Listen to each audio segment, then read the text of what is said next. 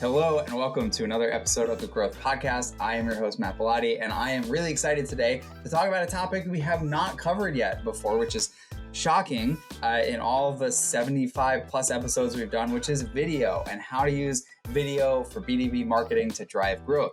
I am joined today by Danielle Diamond, founder of EpiqMedia, who was once a drifter, has now moved on to other amazing things and has gone deep in B2B video. Danielle, thank you so much for joining.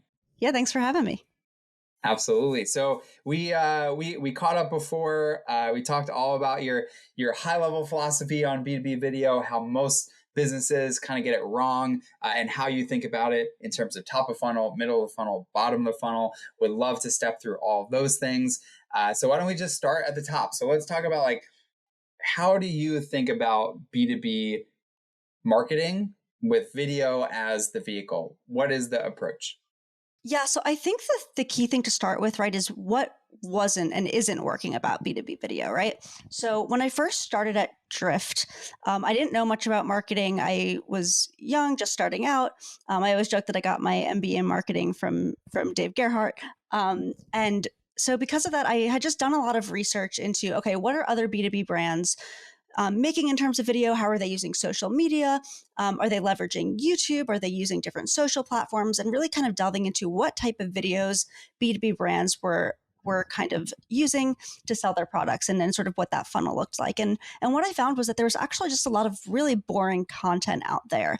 And I think what happened was with B2B video, there were two types of videos that people started making probably about 10 years ago that we kind of got stuck in because people would just do it because that was the way it was always done. And so there were two types of videos, and I still see them today, that people make. And the first one is the boring animated explainer video. Everyone has gone to a B2B website, seen that generic type of video, and it always looks something like this. You watch the first 10 seconds, you get really bored, you move to 30 seconds in, maybe a minute 30 because someone decided that this video needed to be 3 to 5 minutes long. You don't find what you're looking for. You scrub through the website, through a bunch of jargony copy, and you end up leaving the website. So that's that first type of video. No one really likes it, but so many brands still have it for some reason. And then the second type of video is that video of the CEO on the homepage talking about their values and their why. And it's usually behind this backdrop of office B-roll that's pretty generic. And the truth of the matter is, as much as you think your values are differentiating factors, when it comes to your customers, your why and your values really are not differentiating factors. When people go to your website, they want to see how you can solve the problem that they're experiencing. And so that type of video actually belongs on a careers type of page and not your homepage. And so those were the two types of videos that we found. And both of them seemed really broken. Fortunately, working at Drift, DG and DC were really big into investing in brand, and they really sort of let us run with the idea of, let's see what the ROI is on creativity. And through that, we kind of really started building the foundation for what does B2B video look like in what is now, 2021. And so since then, I've worked with some really awesome companies, both in the B2B and B2C space. Anyone who's seen the recent Trainual videos, we just did those. We did some stuff with Loom. We've also done a lot of work with B2C lately with Tampax and Invisalign and Adidas and companies like those. And basically, through testing a whole bunch of videos, me and the team at EpiqMedia have kind of recreated what that video funnel looks like in terms of and we basically kind of brought it to 3 types of videos that every B2B brand needs in 2021.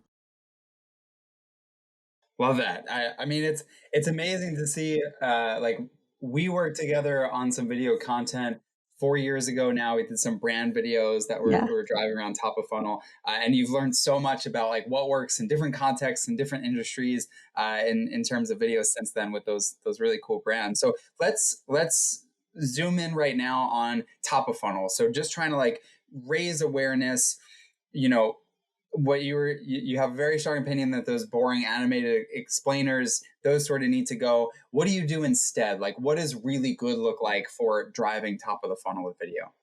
Yeah, so there's 2 different top of funnels. There's top of funnel for organic social, and then there's top of funnel for paid media. So I'm going to start with what top of funnel is for organic social.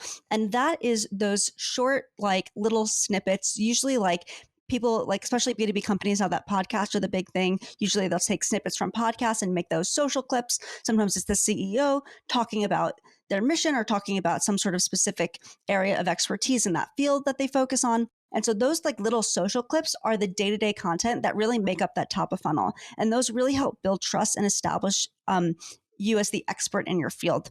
Now, for B2B, those work especially well on LinkedIn. I've also seen them perform well on Twitter, even certain certain audiences that still use Facebook, it performs well there.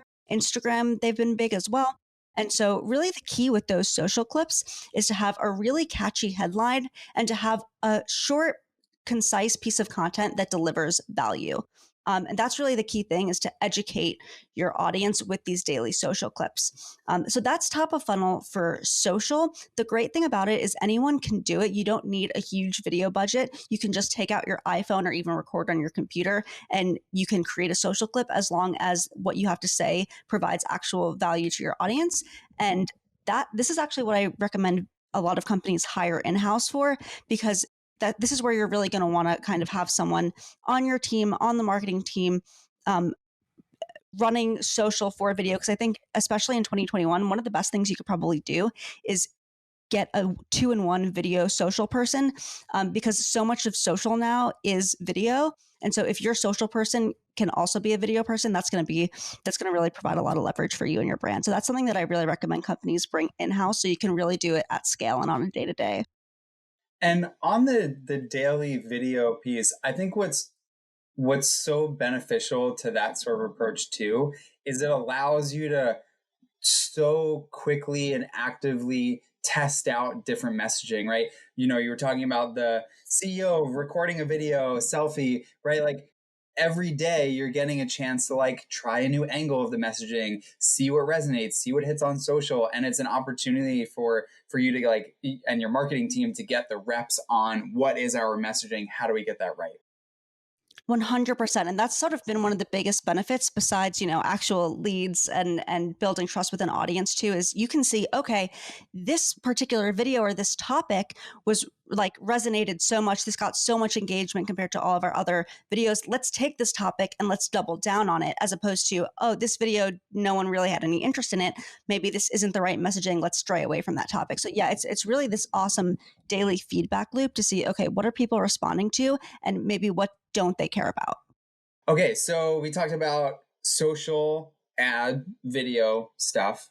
What about there? You said there was a second angle to Yes. So this is for paid media, and this is going to be middle of the funnel for your regular organic channel. So for organic, it's top of funnel is that day-to-day educational content, and then middle of the funnel, which is also top of funnel for paid, is going to be this comedic style brand video. Now, it doesn't always have to be comedic. If you are, say, a healthcare company, you're probably not going to want to do something funny, because people, like I always say, people getting sick is not funny. So it really depends on what your what the brand story is and who your audience is. I have found that for B2B marketing in particular, and for SaaS products, comedy often performs much better than trying to take yourself too seriously. Because at the end of the day, as much as we, all love our jobs and we all love B2B marketing and SaaS, our SaaS products aren't really that emotional. And so comedy performs the best there. And really the goal with these videos, whether you do comedy or something more serious, is to connect with people on the problem. One of the biggest mistakes I see when it comes to brand style videos is companies just talk about their product. Before you can talk about your product, you need to connect with someone on the problem. Otherwise, they're not even going to care about the product in the first place. And also with these brand videos, right? The whole purpose is to connect with them on the problem and just get them to remember you. And that's why comedy works so well, because if you can get someone to laugh, they're going to be much more likely to remember you than if they just watch a pretty generic product ad. And so if you already have an established audience because you're doing that day-to-day content and you put out one of these comedic videos, that audience is already there to watch it. And so it performs super well on organic social. I just did one with Dave for DGMG Jobs. And that one I think has amassed about 1 million views at this point, just organically, because he already has that audience that he's been building. And so once you sort of take that comedic video and put it up there, it's really easy to go viral. And then there's also, say you don't have an audience yet, that's totally okay. Maybe you don't have the resources to do that day-to-day content. That doesn't mean that you can't and shouldn't have an awesome video funnel for paid marketing. And so these really work well as top of funnel ads for paid, especially on platforms like YouTube or even LinkedIn. They've done really well on, and actually also, I've seen them honestly work well on all platforms, which is the great thing, is because great content is great content. And so really the key there is before you hit them with that product ad, you have to get them to remember you. They need to know who you are. And so those have been performing super well as top of the funnel paid ads, as a way to go, oh, I remember this brand, or, oh yeah, you hit them with something funny, and then they're really going to be more likely to just really remember, oh yeah, that's a problem that I have. That's kind of the goal with these videos, right? Is to get people to raise their hand and say, oh yeah, I really relate to that. That I was in a situation similar to that. And so that's really why focusing on the problem with those videos, as opposed to jumping in with your solution, it tends to be the best there. Yeah, the videos that you and the team, Amy, and then we starred in at Drift, the 4 years ago one, that was like a comedic thing, but it anchored on the problem. And I think it's one of our most viewed videos that we've ever put out at Drift. And it also makes me think, like, your whole point about comedy, it makes me think about some like big time role models, like insurance. Insurance is boring, but Geico, right, and Progressive, like their whole thing is to be funny. And when you're talking about like paid and doing well there, I think of Dollar Shave Club and their approach and how viral that went, because it was this funny thing that talked about the problem of expensive razors. And another one that comes to example is I think it's like Dr. Squatch.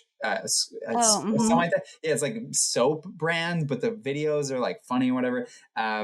But yeah, I think it's so important, because I think when teams are in B2B, they think that like we're selling to businesses, we need to be professional, we need to like get to the point and like tell them what we do and talk about the features and benefits. Whereas what you're saying is like bring the humanity back into B2B marketing through video. Yeah, people are still people. That's sort of like that's kind of the basis of the company that I've been building is don't be the ad, be the TV show, especially because content is so saturated now. You need to find a way to stand out, and rambling on about your product or even just getting straight to the point isn't really going to make you stand out. I feel like the thing that's going to make you stand out is if you emulate what people are actually watching. So a lot of like the inspiration that I like to like steal from is YouTubers, or, what are my favorite TV shows right now? What's everybody watching? How can we take that and apply it to an ad? You had mentioned this earlier, but I briefly had done some work on SNL, and like that's a big source of inspiration for me, is sort of taking the work that we've done at SNL and kind of using that style comedy in B2B ads, because they're short, they're sweet, they're to the point, but they still make people laugh. They're super memorable, and it's really it really follows the rules of virality. Love that. Any other notes? I know we started at top of funnel. Our conversation like naturally went to middle of the funnel. Other notes on middle of the funnel stuff? I think that's really key to the middle of the funnel, is just getting your brand name out there by connecting with people on the problem. That would be my biggest advice there. Love that. All right, let's jump to bottom of the funnel. So we talked about like social, paid, thinking about viral and reach. Now, how do you think about using video to like get a customer to convert? Yes. So you've built their trust with daily content. You've done that comedic video. You've hit them with maybe that brand ad that focuses on the problem.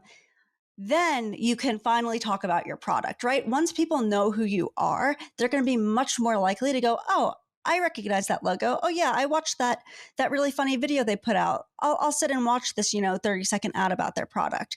That's when you can hit them with, middle of the funnel, bottom of the funnel ads, if it's, paid or social. of here's the actual product. And we just did a series for Loom that has done really well as a, as an ad to drive to free trials. And basically in the beginning of these ads, it's good to always bring up that problem again, right? So for something like Loom, we would show an image of someone scrolling, and you can still make it kind of lighthearted and funny, right? Depending on what you're going for. It's like someone scrolling through like an endless calendar that's totally booked up. It's like, don't have time to sync up with your teammates, like try Loom asynchronous video messaging, and then you can go through those key features and benefits. Something that I really recommend for this is it's also kind of another great way to test messaging. This is kind of often the type of video that I'll actually start with certain brands, especially if maybe they don't have the budget for the bigger comedic video yet, or maybe they're still kind of figuring out what their messaging is and then go invest in that comedic video. And the great thing with these is in one production, you can sort of test out, 3 different scripts, and you can either target those 3 scripts to maybe 3 different personas that you have, or you can just test out 3 different key messages and kind of learn from that test and go, oh, this script right here is the one that's performing best, as opposed to, this other messaging that we tested out, people aren't really responding to it as well. So that's something that people tend to overlook with video, is that you don't have to just make one piece. You can kind of turn that one piece into maybe 3 different things, use it to really test messaging, and then also use it to really drive your product marketing, both in terms of, your video funnel and really making that that kind of final touch point of, oh, this is the video that's going to drive them to the freemium product. This is the one that's going to get them to book a demo. And also you can use that data in your actual product marketing on your website, in the content that you're putting out and all that fun stuff. And when you talk about like making 3 scripts and testing it out, I'm almost imagining, if you're doing a 90-second video, the first 45 seconds is like stable for all of them, but then the part where you show the product, maybe that is like angled differently. You do like 3 different versions of that. Like, is that sort of how you think about that? Yeah, so that's one way to do it. Another way we do it is even like changing the intro, right? Is maybe figuring out what's that opening hook. Maybe if we try, busy calendar versus what's the other one we did for Loom? Like busy calendar versus busy calendar versus maybe team meetings and updates, or maybe I know certain event platforms we're working with, we've tested out things like webinars versus events versus meetings, right? To kind of see, okay, what are people going to resonate with the most here? And you can kind of test out, okay, this opening hook really got people's attention. You could also test out, maybe we think that these key features and benefits are going to be the most interesting. That's maybe where you change out, okay, we start with the same opening hook, but maybe we'll test out different product features that will kind of showcase in this particular video. So there's really, you can kind of test anything. The idea is you kind of can do it with the same talent, that same backdrop, and really get it all done in one production. And it really becomes this performance marketing test. I also think what's really interesting about how you step through the funnel is you only started talking about showing the product in any way at the very bottom of the funnel. Rather than, because I see a lot of, you go to a B2B website and the video on the homepage is like, welcome to our platform. Here's the 5 things that we do. Yeah. And it's funny that you mentioned the homepage there, because we actually had a client test out the comedic video on their website as their homepage video. And within 2 weeks, they saw, I believe it was a 40% increase in conversion, and they doubled their MRR, because they're an MRR based company. But it was pretty impressive to see what changing that typical cadence looked like when you focus on, I'm going to go to the website and this homepage. So this also can work as like the cadence for your website, right? You go on the homepage, maybe that's the first time you're seeing a brand. If you connect with them on the problem on the homepage, they watch this funny video, they get a sense of who you are. You can really raise your hand and go, oh yeah, I have that problem. They're solving the right problem. From there, that's where they go to your product page and really go to learn more about, okay, well, what are the actual problems that this product is solving? That's when they really want to learn more about about the product. And that's where, you know, those talking head videos, and I really learned this for doing these videos with you specifically, Matt. It's where there's like talking head videos where actual elements of the product pop up so you can see what it looks like. That's always the thing that gets me about those animated explainer videos, is that it's never the actual product. It's like this weird animated version of the product. Like, show people what the actual product experience is going to look like. Use an actual human being. Another mistake that I see people make with B2B video is they'll just put like a boring product demo. No one really wants to watch your 5-minute demo. The nice thing about having an actual human being walking you through it is A, you can get through it faster, and B, there's something about a human being talking that is just so much more intriguing to people than watching like a mouse move around the screen. My theory, besides the fact that we just are designed to respond to other humans, is that it kind of emulates what a YouTube video looks like. And there's this native feel of, oh, this is the type of video that I would choose to watch in my day-to-day. And so those do really well. Anytime you can kind of just use a person instead of graphics, I usually recommend that. On the note of showing the actual product in the video, I imagine, and this is the question that comes to mind for me, but I imagine people are listening are like, yeah, but then if we put the product in, it gets outdated within a month because our team ships it. Like, how do you think about solving that? Is there an easy answer to that? Yeah, you can edit the video later if you really need to. That's honestly the truth. Like also, don't, the more you wait to put that video out, you're going to be waiting forever because there's always going to be changes to the product. You're always going to change little things. But at the end of the day, if the product is a little bit visually different in your video, or if maybe there's like a minor change, honestly, no one's really going to remember that. The whole point of the video is to walk them through the product and give them that general overview and that feeling for what the product feels like and what it looks like and who you are and sort of how you can help solve their problem. If a little feature, it looks a little bit different or changes a month later, that's really not the point of the video, right? It's when they go to use the product, people understand that products are constantly evolving. And then if it evolves to a point where you need to make a new video, you can always replace the footage of the actual video with that old footage. So that can be easily done. So to anyone waiting to put out a video for their product to be perfect, or because they know they're going to make a change in a month or two, my advice is don't wait. Just get that video out there because you want people to buy your product so you can scale faster and let the product continue to grow. Makes total sense. So we talked about top of funnel, middle of funnel, bottom of funnel. There is a separate thing that you had mentioned to me when we were catching up before the podcast, which is video around product launches. We'd love to just get your download on that before we go ahead and wrap up here.